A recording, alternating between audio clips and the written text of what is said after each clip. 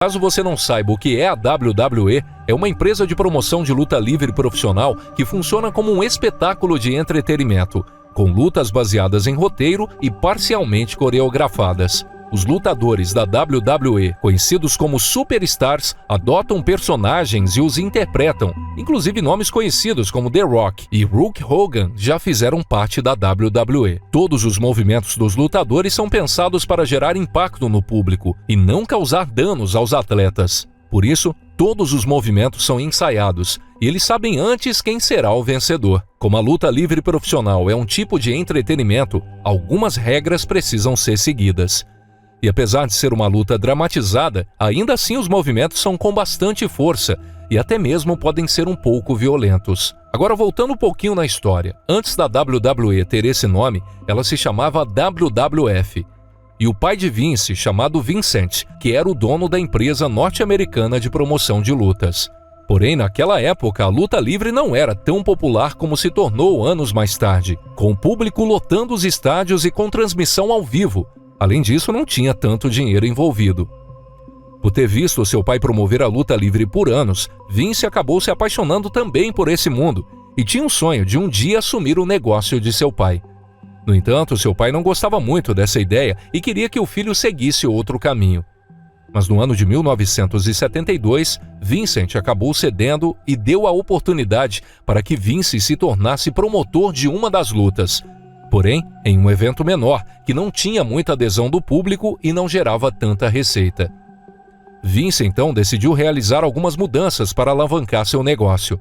Ele passou a gravar as lutas livres que ele promovia e enviá-las para emissoras de TV, com o objetivo de que mais pessoas pudessem assistir e se interessar pela luta livre. Alguns anos depois, Vince conseguiu levar o negócio a novos patamares, trazendo estrelas do boxe como Muhammad Ali e conseguindo triplicar a audiência dos espetáculos de luta que eles promoviam. Porém, no ano de 1982, seu pai ficou bastante doente e Vince comprou sua empresa, a WWF, um pouco antes dele falecer. A ideia de Vince, quando comprou o negócio, era expandir para que a transmissão das lutas fosse nacional ou até mesmo mundial. Vince também realizou algumas mudanças e passou a contratar lutadores com contrato exclusivo com a WWF. Logo, eles só poderiam se apresentar pela empresa de Vince.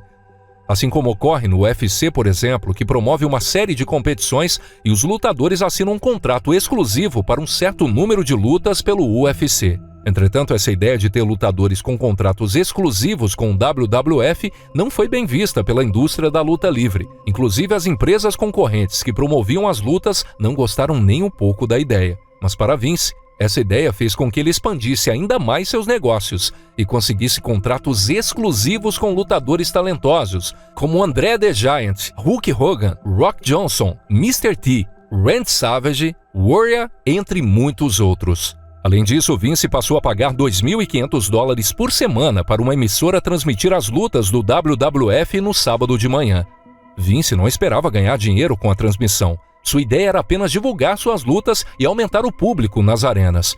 O WWF também passou a ser transmitido nacionalmente nas noites de segunda-feira. Porém, isso ainda não era suficiente para Vince, e ele adotou uma estratégia de eliminar todos os seus concorrentes. Logo, Vince começou a comprar horários de diversas emissoras locais dos Estados Unidos para que elas transmitissem apenas o WWF e não houvesse espaço para a transmissão de lutas promovidas por outras empresas.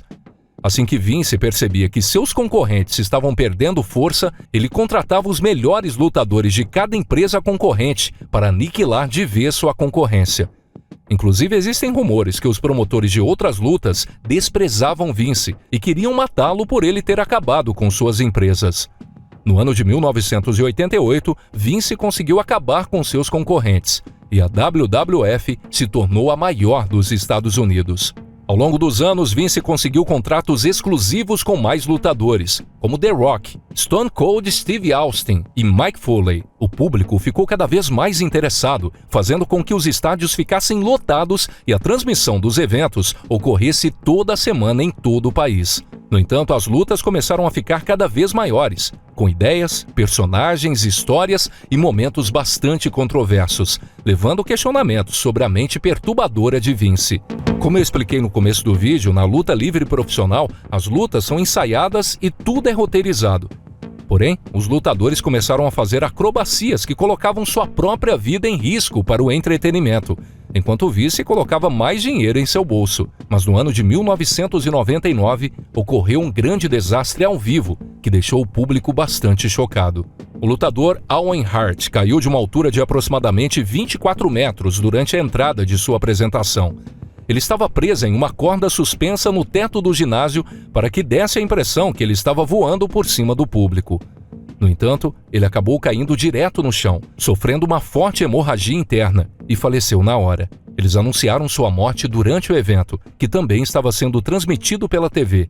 E Vince disse que o evento iria continuar, ignorando a tragédia que tinha acabado de acontecer. Nos anos de 1998 e 1999, a audiência da WWF aumentou ainda mais, com uma média de milhões de espectadores. Já no início dos anos 2000, a WWF estava gerando $500 milhão em receita todos os anos. Foi mais ou menos nessa época que as partidas ficaram mais caóticas e violentas. Além disso, a WWF mudou o nome da empresa para WWE, que é um nome que permanece até hoje. Nesse período em que as lutas ficaram mais violentas, os lutadores também foram ficando cada vez mais rudes.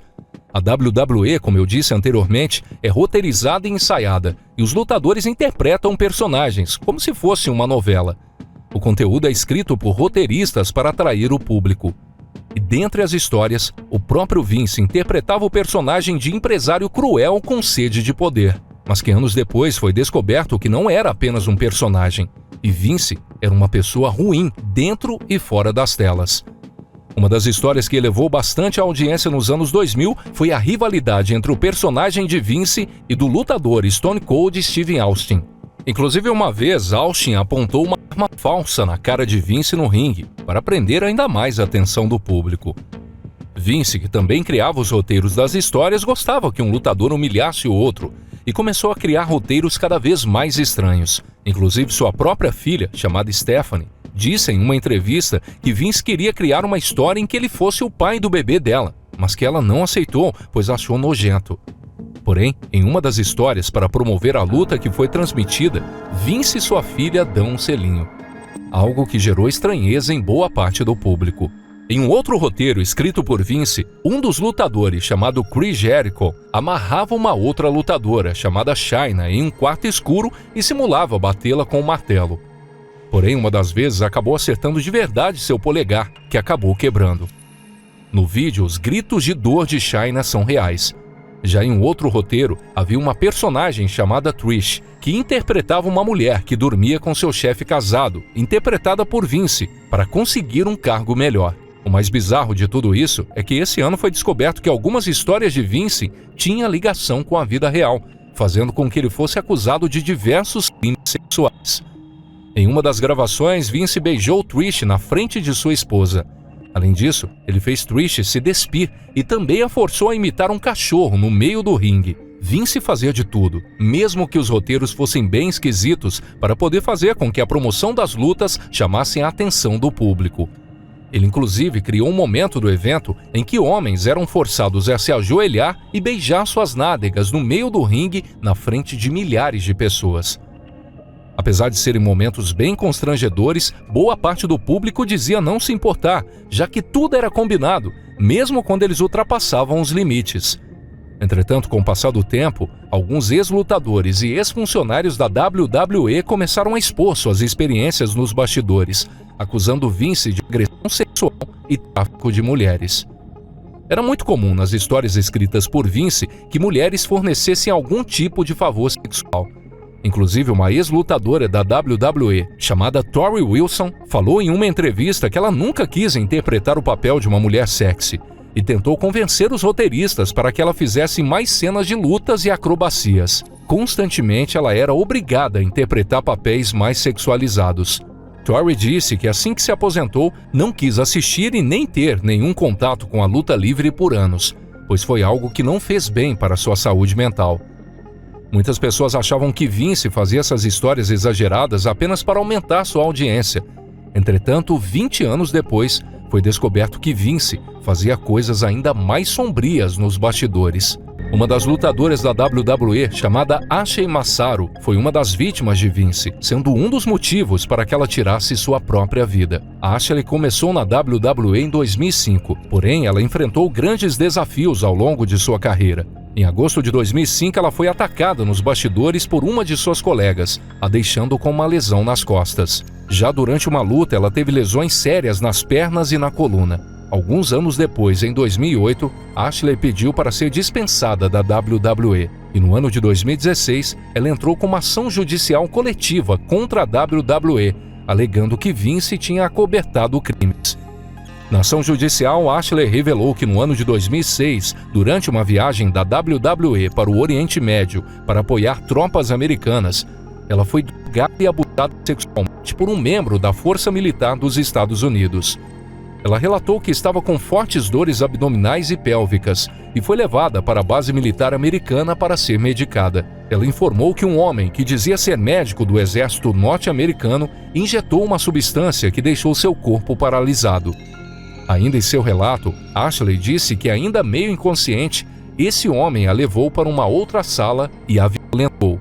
Ashley declarou que assim que chegou nos Estados Unidos, relatou sobre o abuso para Vince e executivos da WWE e disse que Vince a instruiu permanecer em silêncio sobre o incidente para proteger a relação da WWE com as Forças Armadas, acobertando o crime que havia acontecido com ela. Na época, a empresa alegou que Vince e a administração da WWE nunca foram informados sobre o incidente descrito por Ashley. Em maio de 2019, a Força Aérea Americana e a Marinha deram início a uma investigação. Entretanto, segundo os investigadores, não foi possível localizar a cena do crime reportado. Logo, o caso foi encerrado em janeiro de 2020. Mas antes mesmo do encerramento do caso, em maio de 2019, Ashley tirou sua própria vida após escrever cartas aos seus fãs. Contudo, uma declaração de Ashley que nunca havia sido divulgada foi publicada em 2024, após surgirem novas acusações contra Vince, feitas por uma ex-funcionária, chamada Janelle Grant. Na declaração, Ashley dizia que já havia visto Vince beijando várias garotas no vestiário. Ela informou também que certa vez estava no mesmo hotel que Vince e ele ficou o tempo todo insistindo para que ela ficasse no quarto com ele. Ele ficava ligando para o seu quarto e para o seu celular o tempo todo. Por ela não estar se sentindo confortável com a situação, ela disse que não iria, pois não estava se sentindo bem. Ela relatou que após esse acontecimento, ele passou a escrever roteiros que prejudicassem sua carreira e passou a fazer comentários sexuais vulgares na frente de todos, principalmente para deixá-la constrangida, algo que foi confirmado pelo seu ex-namorado, que também era lutador da WWE. Já no ano de 2022, começaram uma série de acusações contra Vince. Na ocasião, foi descoberto que ele havia pagado 12 milhões de dólares para 4 mulheres que trabalhavam na WWE. Esse valor fazia parte de um acordo assinado por elas, que as proibiam de expor os abusos cometidos por Vince. Uma das mulheres, que recebeu 7 milhões e meio de dólares, mais tarde alegou que Vince a coagiu a fazer sexo oral nele e depois recusou renovar seu contrato, após ela negar novos encontros com ele. Essas acusações fizeram com que Vince renunciasse ao cargo de CEO da WWE. Entretanto, um processo ainda maior e repleto de evidências iria mostrar ao mundo a verdadeira face de Vince McMahon.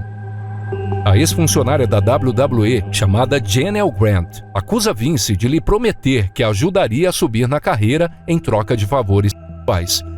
Ela relata também que Vince a obrigava a ter relações sexuais com outras pessoas da empresa. No processo, Janelle Grant acusa Vince de abuso, exploração sexual e humilhação, enquanto ele era presidente executivo da WWE. Janelle conta que conheceu Vince em março de 2019, enquanto procurava um emprego após a morte de seus pais, já que ambos moravam no mesmo prédio. Na ocasião, Janelle disse que Vince prometeu um emprego na WWE. Mas durante as reuniões em seu apartamento, Vince passou a atendê-la apenas de cueca. e ficava pedindo abraços. Posteriormente, Janelle foi pressionada a se envolver em relações pessoais com Vince para conseguir o emprego. Em junho de 2019, Janelle começou a trabalhar para a empresa como administradora coordenadora no departamento jurídico da WWE. Após começar no novo emprego, as demandas sexuais de Vince aumentaram ainda mais. Além disso, ele passou a compartilhar fotos e vídeos explícitos de Janelle com outros funcionários e executivos da WWE. Mesmo Janelle tentando encerrar aquela relação abusiva, Vince mandava diversas mensagens dizendo que ele controlava ela e os abusos só pioravam. Vince usava do seu poder para humilhá-la e forçá-la a ter relações sexuais com ele e seus associados, executivos e lutadores da WWE. A ação judicial contra Vince inclui também agressão sexual e mensagens inapropriadas. Em um dos relatos, ele é acusado de trancar Janelle em seu vestiário e abusar dela. Em uma outra situação, Vince e outro executivo se revezavam agredindo sexualmente em seu horário de trabalho, causando diversos hematomas e sangramentos. Além disso, Vince foi acusado de defecar na cabeça de Janelle durante um dos abusos, juntamente com outro executivo. Em julho de 2021, ele ordenou que eles produzissem conteúdo sexual para um dos lutadores da WWE, para que eles conseguissem renovar o contrato dele. No início de 2022, Janelle relatou que Vince exigiu que ela assinasse um acordo de confidencialidade para que ela nunca divulgasse nada sobre os abusos que sofreu. E, em troca, ele pagaria $3 milhões a ela. Porém, ela afirma que ele pagou apenas 1/3 do valor acordado. Os advogados de Vince negaram todas as acusações e afirmaram que ele e Janelle tiveram um relacionamento consensual que durou quase 3 anos. Em julho de 2023, promotores federais executaram um mandado de busca e apreensão para o telefone de Vince e decidiram iniciar um processo contra ele. Já em junho desse ano, o juiz do caso emitiu uma ordem de suspensão do caso de Janelle, o que significa que o processo judicial só será retomado o ano que vem. Essa decisão ocorreu pois será feita uma investigação federal contra Vince e, em breve, haverá novas evidências contra esse homem considerado abusivo e cruel. Caso você não conheça Sam Diddy apenas pelo seu nome, certamente já ouviu alguma de suas músicas. O rapper Sean John Combs nasceu em 1969 no Harlem, que na época era um bairro com famílias de baixa renda da cidade de Nova York. Seu pai foi assassinado quando Combs tinha apenas 3 anos e por isso foi criado apenas pela sua mãe. Após entrar na indústria musical, Sean Combs já teve alguns nomes artísticos como Puff Daddy, P. Diddy ou apenas Diddy. Ele trabalhou como diretor de talentos na Uptown Records e depois fundou sua própria gravadora, Bad Boy Records. O artista mais famoso que fazia parte da gravadora foi The Notorious Big, na década de 90. Além de rapper, Diddy também atuava como produtor executivo e dirigiu algumas das canções de Mariah Carey e Jennifer Lopez. O rapper criou um grande império na indústria da música, ganhando 13 Grammys em sua carreira, e foi responsável por descobrir alguns nomes, como Usher, que foi apadrinhado por ele quando ainda era adolescente. No entanto, apesar de ser um nome com muita influência e poder em Hollywood, Diddy foi preso no dia 16 de setembro de 2024, acusado de diversos crimes terríveis. Mesmo tendo sido apenas agora, as acusações contra o rapper ganharam força em novembro de 2023 quando foi denunciado por sua ex-namorada, Cassandra Ventura, conhecida como Cassie, que é modelo, atriz, compositora e cantora de R&B. Diddy e Cassie se conheceram em 2025, quando ela tinha apenas 19 anos, e ele 36, época em que ela assinou o contrato com a gravadora de Diddy, a Bad Boy Records. Em seu depoimento, Cassie contou todos os abusos que sofreu durante 10 anos, período em que esteve com Diddy. Ela relatou que o rapper era um homem extremamente controlador, e a partir do momento em que eles começaram a se envolver, ele passou a controlar sua vida, seus hábitos, suas roupas, os lugares que ela ia, seu ciclo social, quem ela podia conversar ou não e o que ela podia falar para seus amigos e familiares. No processo, Cassie o acusava de abuso físico, sexual, violência e tráfico sexual. A cantora ainda relatou que Diddy a forçou a fazer o uso de drogas e participar de situações sexuais em que ela não queria estar presente. Para conseguir forçá-la a fazer diversas coisas, Diddy a chantageava. Ele ameaçava expor vídeos íntimos de Cassie, que ele mesmo filmava sem o consentimento dela. Por conta dessas chantagens e ameaças, Didi conseguiu forçar ela a ter diversas relações sexuais com garotos de programa. Cassie ainda detalhou sobre um caso que aconteceu em 2018, época em que eles estavam separados, mas saíram para jantar para resolver algumas questões pendentes. Após o jantar, Didi insistiu em levar Cassie para casa, mas chegando lá, mesmo ela dizendo que não queria que ele entrasse na casa dela, ele entrou, a beijou à força, tirou suas roupas e abusou sexualmente dela. Após isso, Cassie se desligou da Bad Boy Records e se afastou totalmente de Didi. Em seu relato, Cassie também disse que em uma das vezes em que ela e o cantor haviam terminado em 2011, ela se relacionou com o rapper Kid Cudi e após voltarem a namorar, Didi descobriu sobre o breve relacionamento de Cassie com Kid. Na ocasião, Didi ameaçou Cassie e disse que iria explodir o carro de Kid. E de fato, no ano de 2012, o rapper teve seu carro explodido em sua própria garagem. Cassie tinha muito medo de Didi, pois sabia do que ele era capaz, e por isso se manteve em silêncio por muitos anos. Diante das denúncias feitas por Cassie, Didi se declarou inocente de tudo e negou todas as acusações. No entanto, o processo foi arquivado, pois Cassie e Didi fizeram um acordo fora dos tribunais. Apesar do processo ter sido arquivado após a denúncia de Cassie, uma série de denúncias de agressões e abusos contra Didi surgiram, pois outras vítimas tiveram coragem de falar e denunciar o que havia acontecido com elas. Uma dessas pessoas foi April Lampros, que assim que ficou sabendo sobre a denúncia de Cassie contra Didi, resolveu também entrar com um processo em dezembro de 2023 e contar todos os abusos que sofreu nas mãos do rapper. April disse que conheceu Didi em 1995, quando era uma estudante de moda. Nessa época, Didi já era um homem bastante famoso e influente e prometeu ajudar April no mundo da moda. Em seu depoimento, April disse que no início Didi a tratava muito bem e que certo dia ela aceitou ir em um bar tomar alguns drinks com o artista, mas que acabou bebendo mais do que queria e do que estava acostumada. Logo depois, Didi a convenceu a ir para um hotel que ele estava hospedado. Mas chegando lá, April disse que começou a perder a consciência e nesse momento, Didi passou a agredi-la sexualmente.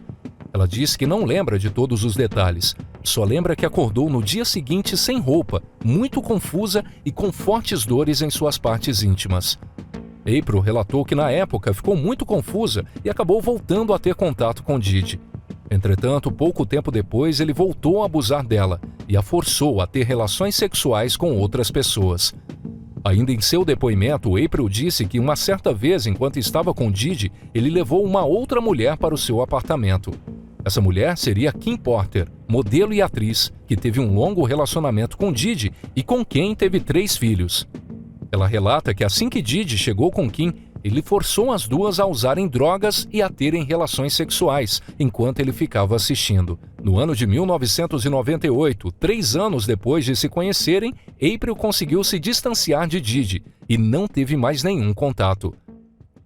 Após fazer a denúncia, o namorado de April recebeu um vídeo dela tendo relações íntimas com Didi, algo que a deixou bastante impactada, pois ela sequer sabia da existência desse vídeo. Já Kim Porter manteve um relacionamento com Didi entre 1999 até 2003. Pouco tempo depois, eles reataram o relacionamento, porém acabaram se separando novamente em 2007. No entanto, a relação dos dois foi bastante problemática, já que Didi a traiu enquanto ela estava grávida e acabou engravidando outra mulher. Um outro caso que foi denunciado ocorreu em 1990, onde Didi agrediu sexualmente 2 adolescentes de 16 anos. Eles relataram que estavam em uma festa e foram convencidos por Didi e seu amigo a irem para a casa do músico. Chegando lá, eles começaram a beber, mas logo depois foram perdendo a consciência. Foi nesse momento que Didi e seu amigo iniciaram uma série de agressões e abusos sexuais. Inclusive, Didi ameaçou e sufocou um deles para que eles não contassem para ninguém. Outra denúncia foi de Joy Dickerson Neal, que relatou ter sido abusada por Didi em 1991. Ela disse que ele a levou de uma festa da faculdade para a casa dele, a abusou, filmou tudo e depois divulgou o vídeo íntimo como vingança, pois ela disse que iria denunciá-lo. Em fevereiro desse ano, o produtor musical Lil Rod revelou ser uma vítima de Didi. Ele disse que os abusos aconteceram entre 2022 e 2023, enquanto estava produzindo junto com Diddy um disco e foi assediado, drogado e forçado a ter relações sexuais com garotos de programa. Lil Rod está pedindo uma indenização de 30 milhões de dólares. Por conta de todas essas denúncias que foram encorajadas após o depoimento de Cassie, a polícia passou a investigar o rapper. E foi então que coisas muito mais perturbadoras foram descobertas. No dia 25 de março de 2024, a polícia cumpriu um mandado de busca e apreensão na casa de Diddy para investigar um suposto sistema de tráfico humano e sexual envolvendo ele. Durante as investigações, foi descoberto um vídeo feito pelas câmeras de segurança de um hotel que mostram Diddy agredindo Cassie brutalmente. O episódio teria acontecido no dia 5 de março de 2016. A filmagem mostra Diddy vestido com uma toalha, perseguindo Cassie, que na época ainda era sua namorada, pelo corredor de um hotel. Ele ainda a joga no chão, dá diversos chutes e tenta arrastá-la pelo cabelo. Na ação judicial, Cassie alega que estava no hotel porque Diddy a obrigou a fazer sexo com garotos de programa enquanto ele assistia. Durante um surto, segundo o processo, o rapper deu um soco no rosto de Cassie, deixando-a com um olho roxo. Por conta disso, Cassie teria esperado que Diddy dormisse para tentar sair do hotel. Mas ao perceber que ela havia deixado o quarto, ele a perseguiu pelo corredor e a agrediu. O advogado de Cassie disse que o vídeo confirmou ainda mais o comportamento perturbador e predatório de Diddy. Inclusive foi descoberto que diversas pessoas importantes da indústria da música viram Diddy agredindo Cassie por diversas vezes e até mesmo a sufocando, e ninguém fez nada para intervir. A promotoria do caso afirmou que Diddy teria subornado o hotel e que essa filmagem havia desaparecido dos arquivos cerca de 3 dias após o ocorrido. Essas filmagens foram uma das provas encontradas pela polícia que corroboram com o depoimento dado por Cassie e por outras mulheres vítimas de Diddy. Além disso, durante a busca e apreensão, foram encontrados mais de 1.000 frascos de óleo de bebê na casa de Diddy, que eram usados como lubrificantes. Segundo Cassie, o rapper obrigava ela a passar esse óleo no seu corpo em qualquer tipo de situação. Também foram encontrados câmeras, armas, drogas, fotos, mensagens e inúmeras fitas das festas dadas por Diddy, que poderão ser usadas para provar o comportamento violento e predatório dele. Segundo os promotores do caso, o governo tem diversas testemunhas e uma enorme quantidade de evidências contra o cantor. O rapper Diddy já era bastante conhecido por suas festas. Inclusive, suas festas já foram consideradas uma das maiores de Hollywood. Entretanto, nem todos sabiam quão perturbadoras e sinistras eram essas festas, principalmente o pós delas, onde ele explorava sexualmente diversas pessoas. Mas não eram em todas as festas que os crimes aconteciam. Muitas eram apenas festas comuns com diversas celebridades. Eram normalmente nos after, de modo mais privado, que as coisas ficavam mais sinistras. Diversos famosos de Hollywood compareciam nas festas de Diddy por serem muito famosas. Mas não necessariamente todos os famosos que iam participavam dos freak-offs, apelido dado para o after das festas onde aconteciam os eventos privados comandados por Diddy.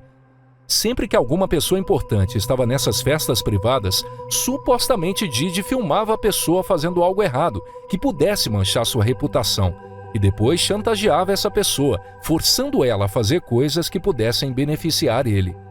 A realidade é que Diddy possuía muitas pessoas importantes em suas mãos e por isso, por muitos anos, esse esquema criminoso permaneceu em secreto. Inclusive, o ator Denzel Washington disse uma vez a seguinte frase: "Você tem que sair da festa antes da 1 da madrugada, antes que o diabo chegue." De acordo com rumores, isso era um alerta, pois com a chegada de Diddy podemos dizer que tudo era possível. Ou seja, muitas pessoas de Hollywood sabiam, ou pelo menos imaginavam as coisas que aconteciam nos freak-offs organizados por Diddy. Por muitas décadas, isso não foi descoberto, pois ele também subornou policiais e pessoas dentro do governo para que ele nunca fosse investigado ou preso. Nesses freak-offs, as vítimas, normalmente mulheres, eram iludidas por uma proposta romântica de Diddy ou atraídas por uma potencial carreira na música.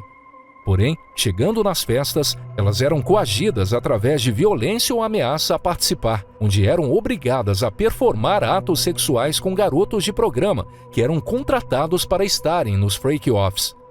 Além disso, Didi gravava essas mulheres sem o consentimento delas e as drogava. Essas festas sexuais aconteciam com bastante frequência e chegavam a durar dias. A própria Cassie disse que ele a obrigava a participar dessas festas e manter relações sexuais com diversos homens por dias. Muitas vítimas relataram que Didi as obrigava a manter uma relação sexual por mais de um dia, mesmo que elas não aguentassem mais. Quando ele percebia o cansaço extremo das vítimas, ele injetava diversas drogas para que elas tivessem energia para continuar tendo relações sexuais forçadas. As vítimas relataram também que, após serem abusadas, violentadas e drogadas, elas ficavam um tempo presas no quarto, recebendo soro na veia para se recuperarem da dor, do cansaço e das drogas. Somente depois eram liberadas para irem embora. Mas continuavam sendo ameaçadas por ele para que não contassem para ninguém e para que elas fossem obrigadas a voltar. Uma das formas que Didi as ameaçava era dizendo que se elas contassem alguma coisa, ele iria divulgar os vídeos íntimos, já que durante esses eventos bizarros, o rapper filmava tudo o que estava acontecendo. Segundo os promotores do caso, Didi controlava as vítimas através de violência física, promessa de oportunidade de carreira, ameaças caso elas oferecessem resistência em participar dos freak-offs e até mesmo monitorando o paradeiro delas, monitorando seus registros médicos e suas moradias. A promotoria também afirmou que o rapper batia, chutava e arremessava objetos nas vítimas enquanto elas eram forçadas a terem relações íntimas. Um dos promotores desse caso disse que Didi criou um sistema baseado em violência para obrigar mulheres a manter longas relações sexuais com garotos de programa sob o efeito de drogas enquanto ele gravava os abusos. Disseram também que ele não fazia tudo sozinho, já que possuía muitos funcionários que o ajudavam a manter todo esse esquema. A promotoria também acusa Didi de tráfico humano, pois ele trazia garotos de programa de outros países e os drogavam. Após toda essa investigação pela justiça americana e após o recebimento de diversas provas, Didi foi presa em um hotel em Nova York em setembro de 2024, acusado de tráfico sexual, associação ilícita, promoção da prostituição, dentre outros crimes.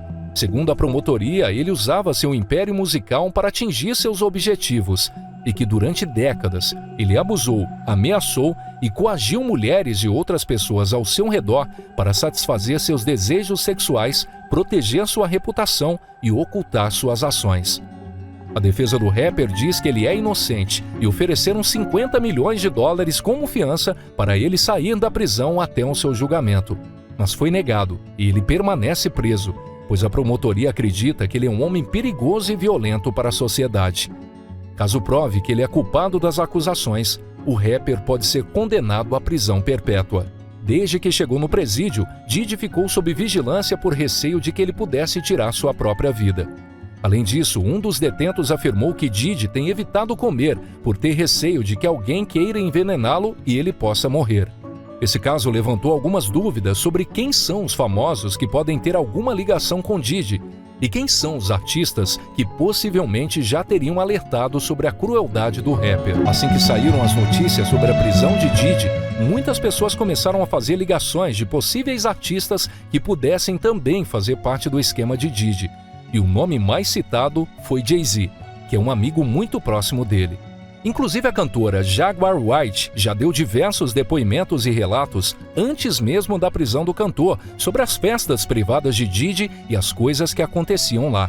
Ela ainda afirmou que Jay-Z sabe e participa das freak-offs e que assim que ela descobriu, confrontou os dois e que na época Jay-Z prometeu aniquilar sua carreira se ela falasse alguma coisa sobre isso. Outro nome bastante citado foi o cantor Usher, que foi descoberto e apadrinhado por Didi, que chegou a ter a tutela legal de Usher. Alguns rumores dizem que Usher participou de um acampamento para jovens artistas comandados por Didi, conhecido como Flavor Camp, e que supostamente coisas bem pesadas aconteciam nesse lugar. Inclusive, em uma entrevista recente, Usher foi perguntado se enviaria seus filhos para esse acampamento, e ele disse, de jeito nenhum, dando a entender que esse lugar não seria adequado para crianças. No entanto, quando Justin Bieber tinha apenas 15 anos, Usher o apadrinhou e o levou para esse acampamento para conviver de forma mais próxima com Didi.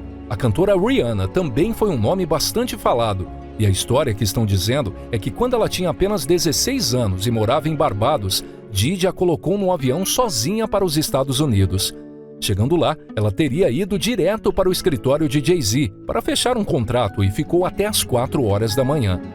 Ou seja, eles levaram uma menina de 16 anos para outro país e a deixaram sozinha, de madrugada, em um escritório com homens adultos sem a presença de um responsável legal. Além disso, Jay-Z disse para Rihanna que ela só sairia de lá com um contrato assinado. Algumas pessoas acreditam que ela foi ameaçada para assinar o contrato.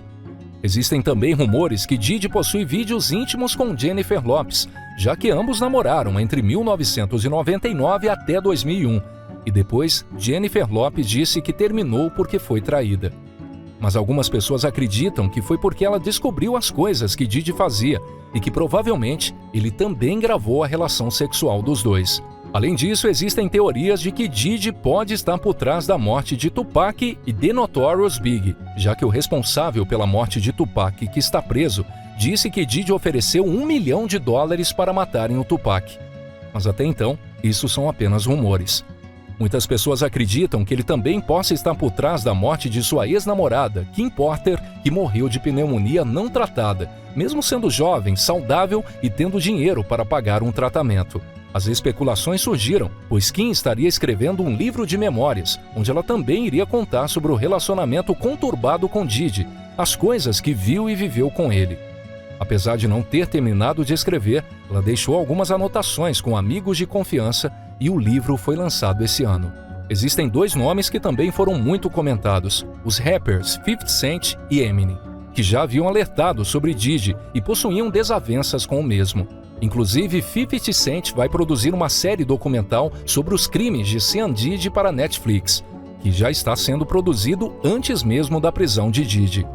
Já Eminem, que é conhecido por suas letras polêmicas e provocativas, fez referências aos casos de violência e às acusações de abuso contra Diddy em algumas músicas.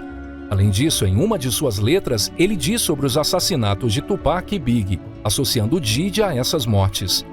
Apesar de não haver provas concretas sobre seu envolvimento, existem muitas especulações que ele possa estar envolvido.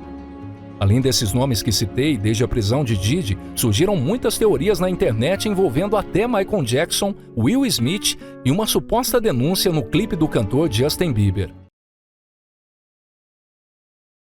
Antes mesmo do lançamento do documentário Quiet on Set, a Nicki já tinha enfrentado diversas denúncias e acusações por conta de seus desenhos e programas infantis fazerem referências e conotações a coisas adultas. Diversos episódios de desenhos da emissora foram banidos por fazerem conotações sexuais. Além disso, foram ao ar episódios de desenhos onde era possível perceber referências a cigarro, álcool e sexo, mesmo que fossem desenhos destinados para crianças. Fora que muitos possuíam cenas de violência física entre os personagens. Tudo isso já tinha rendido a Nickelodeon diversos problemas. No entanto, em vez das coisas melhorarem, elas pioraram ainda mais. Em diversos roteiros e cenas de seriados destinados a crianças e adolescentes e com atores menores de idade, a produção da Nicki sempre dava um jeito de sexualizar os personagens. Muitas crianças e jovens que assistiram os seriados na época talvez não tenham percebido o duplo sentido de diversas cenas. Mas esse público, que hoje são adultos, quando veem as cenas novamente, conseguem perceber a problemática. Praticamente todos os seriados produzidos por um poderoso produtor da Nicki, que vamos falar mais pra frente aqui no nosso vídeo,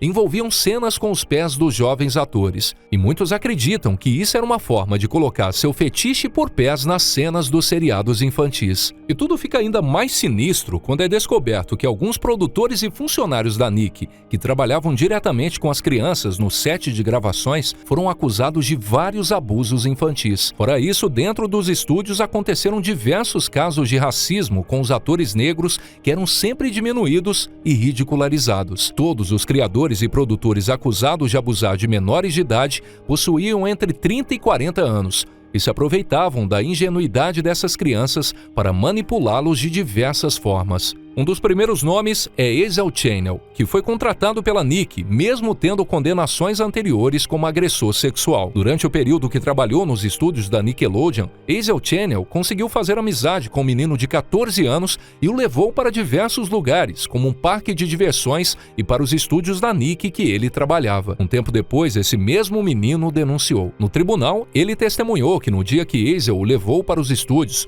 o forçou a assistir vídeos explícitos para maiores de 18 anos e depois abusou dele. Ezel Chanel foi considerado culpado e condenado a apenas 6 meses de prisão. O segundo caso é do gerente de talentos da Nick, Marty Wise, que foi acusado de 8 crimes por abuso sexual infantil de um menino e condenado a 1 ano de prisão e 5 anos de liberdade condicional. Depois de cumprir 6 meses, ele foi solto por bom comportamento e foi obrigado a assinar o registro de criminosos sexuais. O terceiro caso foi Jason Hand, que trabalhava na Nick apresentando os estúdios para crianças e seus pais. Jason assumiu em seu próprio diário que ele era um predador sexual que gostava de crianças. Ele tirou mais de 1000 fotos de meninas que estudavam em uma escola perto de onde ele morava e ainda usava um telescópio para espionar essas mesmas meninas. Jason Hand foi detido após abusar de 2 meninas que queriam ser atrizes da Nick. Além disso, ele foi condenado por mandar um e-mail para uma atriz mirim, em que dizia estar pensando nela com uma foto dele pelado. Na época, ele foi condenado a 6 anos de prisão. Depois de solto, Jason ficou 10 anos livre,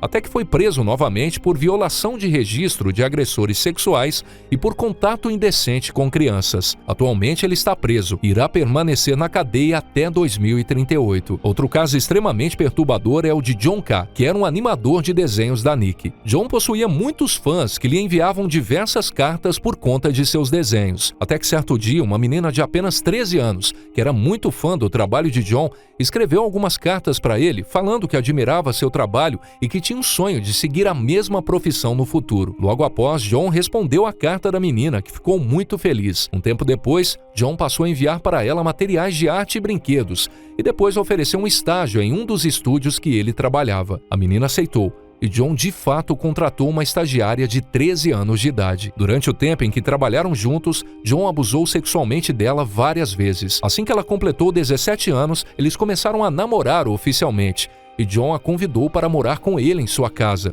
onde mais coisas ruins aconteceram. John tirava foto de suas relações sexuais com ela, mesmo ela sendo menor de idade, e mostrava para seus colegas de trabalho da Nick. Ou seja, tanto a Nick quanto os funcionários sabiam dessa relação extremamente problemática. Além dessa menina, John abusou de diversas outras garotas menores de idade. Uma animadora da Nick, que possuía 18 anos na época, também relatou a má conduta sexual de John dentro do ambiente de trabalho. Apesar dos relatos e denúncias, nada aconteceu com John. A Nick só foi demiti-lo anos depois, por motivos profissionais e não por motivos éticos. Após um tempo, John chegou a se desculpar e colocou a culpa por todas as coisas horríveis que fez no seu transtorno de bipolaridade. Todos esses casos aconteceram nos bastidores com diversas pessoas ao redor e muitos conseguiram escapar impunes. A própria Nickelodeon escolheu ficar em silêncio e não ver as atitudes completamente imorais e erradas de seus produtores, causando traumas em seus jovens atores. A Nick muitas vezes foi acusada de explorar seus atores mirins, permitindo que eles fossem submetidos a diversas situações ruins, como a hipersexualização. Os próximos capítulos irão focar em 2 produtores da Nick que tinham muito poder e que transformaram os estúdios da Nick em um ambiente traumático e inseguro para crianças e adolescentes.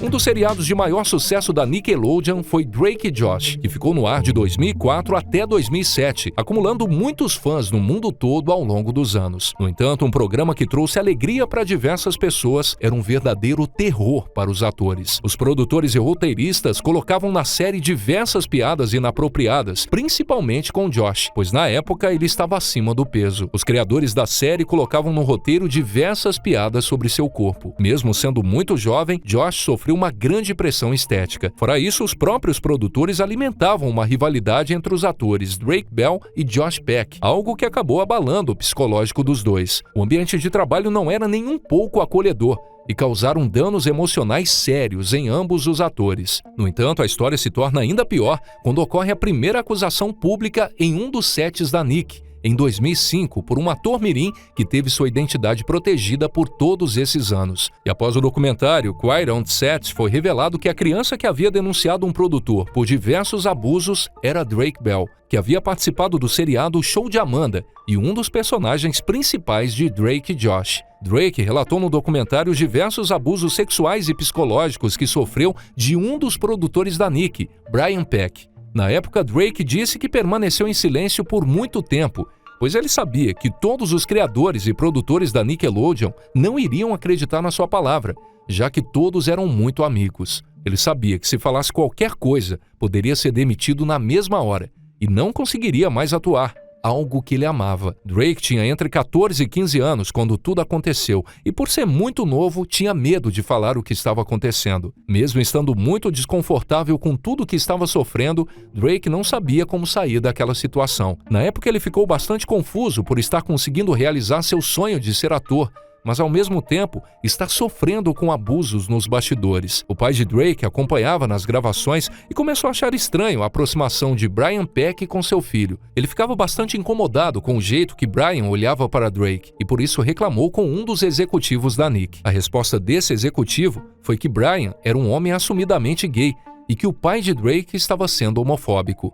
Assim que Brian percebeu que o pai de Drake queria o afastá-lo, ele começou a fazer a cabeça de Drake e de sua mãe, dizendo que o pai só estava interessado no dinheiro. O objetivo de Brian com isso era afastar o pai de Drake do set, pois ele era o único que estava percebendo o que estava acontecendo. Logo, Brian oferece a casa dele para Drake morar enquanto ele estava gravando o seriado. Drake aceitou e acabou morando um tempo com Brian, onde uma série de abusos de todos os tipos aconteceram. Após muito tempo em silêncio, um dia Drake não estava aguentando mais e contou tudo o que havia sofrido para sua mãe. Na época, Drake, por ser menor de idade, teve sua identidade protegida e Brian foi denunciado. Durante as investigações, os policiais pediram para que Drake ligasse para Brian para ver se ele confessava tudo, e isso acabou dando certo. No ano de 2003, Brian foi condenado a 16 meses de prisão por 11 casos de exploração de menores. Apesar de ter sido condenado, muitas pessoas famosas ficaram do lado de Brian. Mesmo depois de cumprir a pena, Brian não foi proibido de trabalhar diretamente com crianças. Ele tinha permissão de trabalhar em programas infantis desde que não estivesse tendo um contato direto com crianças. E chegou ainda a ser contratado pela Disney na produção do seriado Zack e Cody, Gêmeos em Ação, mas meses depois foi demitido. Além dessas acusações, foi descoberto que Brian teve uma amizade com John Wayne Gacy, um assassino em série e abusador que ficou conhecido como Palhaço Assassino. Inclusive, Brian tinha uma pintura dele em sua casa e falava sobre isso abertamente. Brian também era bastante próximo de outro produtor da Nick, chamado Dan Schneider, que também foi acusado por ter um comportamento predatorial, abusivo e manipulador. Dan Schneider, juntamente com a Nick, mantiveram em segredo diversas coisas perturbadoras e deploráveis que traumatizaram tanto os atores quanto os funcionários que trabalhavam com ele. Desde o início dos anos 90 até a década de 2010, o produtor e criador Dan Schneider dominou totalmente os seriados da Nickelodeon. Ele foi responsável pela criação de Show de Amanda, Zoey 101, Drake e Josh, iCarly, Kenan e Kel e Brilhante Victória. Todos esses foram os programas de maior sucesso da Nick, tornando Dan Schneider uma pessoa muito poderosa dentro da emissora. Após o sucesso de cada série ao longo dos anos, sua carreira ia crescendo cada vez mais. Quanto mais séries produzidas por ele faziam sucesso, mais poderosa a Nick se tornava, e ele era visto como um grande produtor. No entanto, ele e a Nick esconderam segredos obscuros. Tanto a equipe que trabalhava com Dan, quanto os atores relataram no documentário Quiet on Set que Dan Schneider era um homem manipulador, controlador e abusivo. Uma das grandes polêmicas envolvendo esse produtor era sua obsessão por pés. Em todos os seriados criados por ele, possuíam diversas cenas bizarras que envolviam os pés dos atores. Todas essas cenas com pés possuíam uma conotação sexual e ele colocava os atores, em sua maioria crianças e adolescentes, para fazer essas cenas, mostrando seus pés de alguma forma. Além disso, o ambiente de trabalho nos sets das séries que Dan produzia era marcado por medo. Todos os funcionários e atores tinham medo de Dan Schneider. Algumas roteiristas que trabalhavam para Dan relataram as situações horríveis que foram submetidas. Elas eram forçadas a escreverem cenas com piadas sexuais sugestivas em programas destinados para crianças e com atores e atrizes menores de idade. Nenhum funcionário poderia dizer nada em relação ao roteiro e às cenas dos seriados, mesmo que percebessem que tinha algo estranho. Ao mesmo tempo que ele forçava as roteiristas a escreverem piadas com duplo sentido, ele dizia o tempo todo não gostar de ter mulheres escritoras na sala dos roteiristas e fazia diversas piadas machistas, dizendo que nenhuma mulher era engraçada, sempre as ridicularizando na frente de todos. Inclusive, ele chegou a contratar 2 roteiristas que dividiam o mesmo salário, e esse salário era muito menor do que os roteiristas homens que faziam a mesma função. O ambiente de trabalho era extremamente tóxico. Dan ficava rondando todos os atores mirins no set, os forçando a fazer horas extras e exigia que eles fizessem massagem em seus ombros. Ele também enviava e-mails agressivos para os atores fora do horário de trabalho. No documentário Quiet on Set foi relatado que Dan Schneider e Amanda Bynes, protagonista do seriado Show de Amanda, eram bastante próximos. Os funcionários que trabalhavam no set desse programa disseram que várias vezes Amanda e Dan sumiam do set e depois os achavam juntos. Eles sempre estavam próximos um do outro e se abraçando. Além disso, muitas vezes eles ficavam sozinhos em uma sala ensaiando as falas dela. Essa aproximação não era vista com bons olhos, pois Amanda, na época, tinha apenas 13 anos e Dan já tinha 30. Ele inclusive ajudou Amanda a tentar sua emancipação para que seus pais não pudessem controlar tanto a sua carreira, mas não deu certo. A partir dos 16 anos, Amanda saiu da Nick e cortou totalmente qualquer vínculo com Dan Schneider. Alguns anos depois, Amanda largou a carreira de atriz e teve problemas com drogas, álcool e alguns problemas com sua saúde mental. Como ela optou por não participar do documentário, não sabemos de fato o que aconteceu, mas pelos relatos dos funcionários e pela grande aproximação dos dois, muitos acreditam que ela foi uma das primeiras vítimas de Dan Schneider. Recentemente, uma das protagonistas de iCarly, Jeanette McCurdy, que interpretava a Sam no seriado, publicou um livro que se tornou bastante popular. No livro, ela faz algumas acusações. Ela relata, sem citar nomes, sobre um criador e produtor da Nick, que a forçava a fazer coisas inapropriadas. Ela disse que esse produtor passou a mão em suas pernas, ficava massageando seus ombros e até tirou fotos dela de biquíni. Ela diz que esse homem a deixava sobrecarregada, algo que acabou contribuindo para seu distúrbio alimentar. Inclusive, no seriado iCarly, a personagem de Janet, a Sam, era obcecada por comida. Segundo ela relata no livro, esse criador se recusou a excluir as piadas sobre seu transtorno alimentar, apesar das suas constantes queixas sobre o desconforto de gravar essas cenas. Todos acreditam que esse criador e produtor que ela se refere é Dan Schneider, já que ele foi o criador de iCarly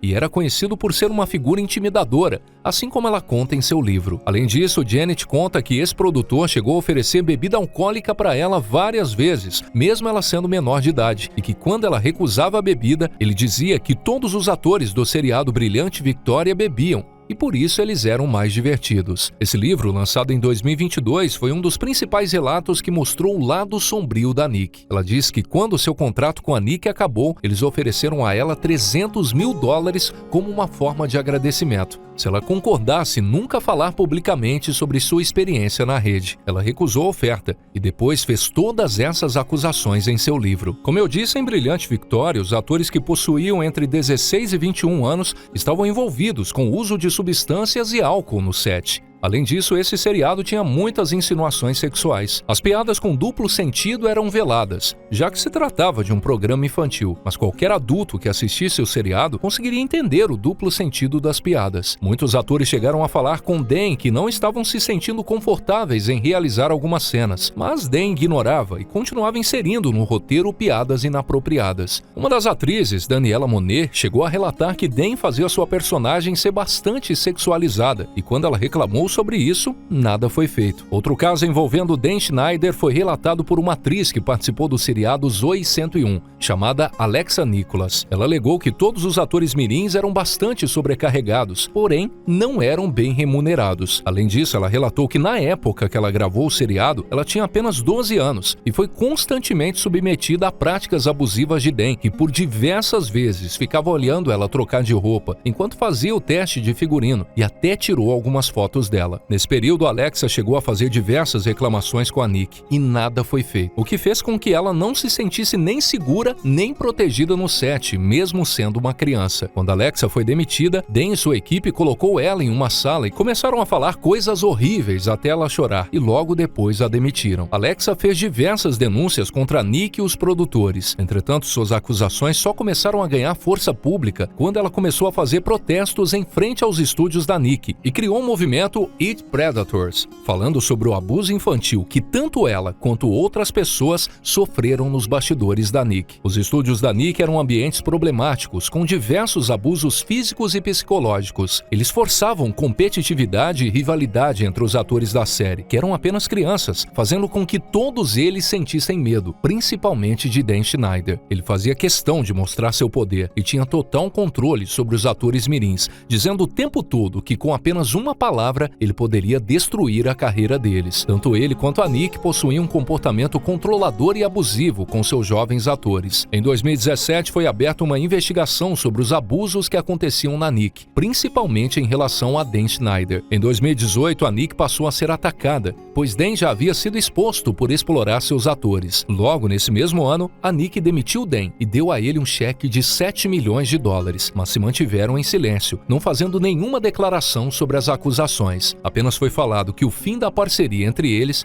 era porque o contrato havia chegado ao fim. Até hoje, a Nick não responsabilizou Dan por seus abusos e pela sua má conduta e preferiu se manter em silêncio, guardando esse terrível segredo. A realidade é que a Nick viu os atores mirins apenas como investimento e por isso não fizeram absolutamente nada em relação a Dan, mesmo sabendo do seu comportamento abusivo e problemático. Dan, por sua vez, negou todas as acusações e, em entrevista, disse que se arrependeu de alguns comportamentos, pedindo desculpas para quem se sentiu ofendido. Todos esses acontecimentos horríveis causaram um dano severo na reputação da Nick, que está em decadência e não tem mais o prestígio que tinha de anos atrás. Mesmo que a emissora tenha criado séries incríveis que marcaram gerações, foi lamentável o que esses jovens atores passaram nos bastidores. E é por isso que esse documentário contando os relatos é importante. É preciso que essas histórias tenham visibilidade para que não se repitam com outras crianças e adolescentes das próximas gerações.